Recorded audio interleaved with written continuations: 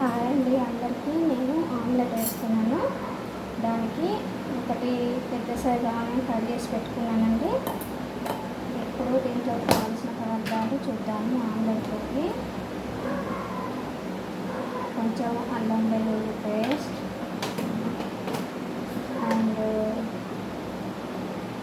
పసుపు,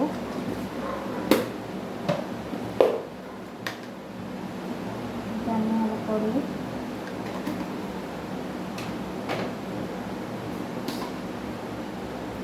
కారం వేసేయాలి. కొంచెం మొత్తం కొట్టుగానే ఉంటుంది కాబట్టి కారం. నెక్స్ట్ వచ్చేసి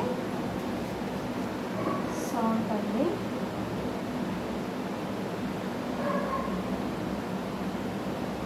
సాల్ట్ ఇవ్వండి. ఇందులో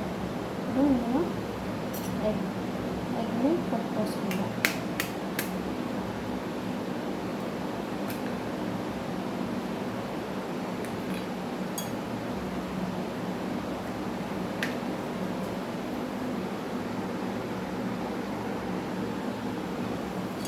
నాలుగు కోడిగుడ్లు ఇంట్లో కొట్టేసుకున్నానండి. ఇప్పుడు అంతా మిక్స్ చేసేసుకుందాం బాగా.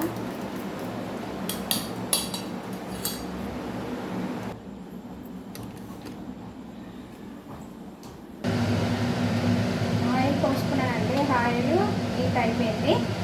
ఇంకా మనము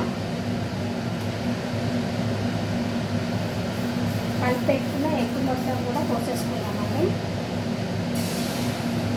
4 eggs సరే వేసేసుకున్నాను. బాగా వచ్చేవాక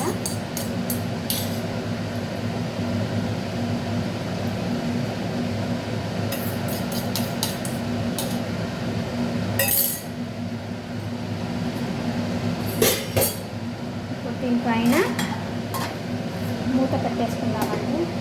సిమ్లోనే పెట్టుకుందాం. సిమ్లో పెట్టుకొని మూత పెట్టేసుకుందాం. చూద్దామండి ఆమ్లెట్ ఎలా ఉందో. దీన్ని మనము ఉల్టా వేయాలండి. చూడండి, నేను ఇప్పుడు దీన్ని ఉల్టా కూడా వేసానండి. ఇదే మూత పైన వేసేసి ఉల్టా వేసాను. ఉల్టా కాలాలి అంత ఎర్రగా. సిమ్లో పెట్టేసుకుందాం, అయిపోతుంది. చూడండి ఆమ్లెట్ ఎంత చక్కగా పొంగిందో కదా. చాలా బాగా పొంగింది. ఆమ్లెట్ రెడీ అయిపోయినట్టే అండి. చూద్దాము. ఓకే అండి, ఆమ్లెట్ అయిపోయింది. ఇప్పుడు స్టవ్ ఆఫ్ చేసేసుకుందాం. ఇప్పుడు దీన్ని ఇలా 2 వక్కలు చేసేసుకున్నామండి. నాకు మా ఆయనకి.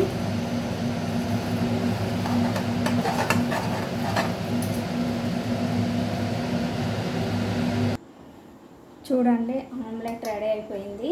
తోటకూర ఆమ్లెట్ బాగుంటుంది కలుపుకొని తింటే. ఆమ్లెట్ టేస్ట్ చూద్దామండి ఎలా ఉందో.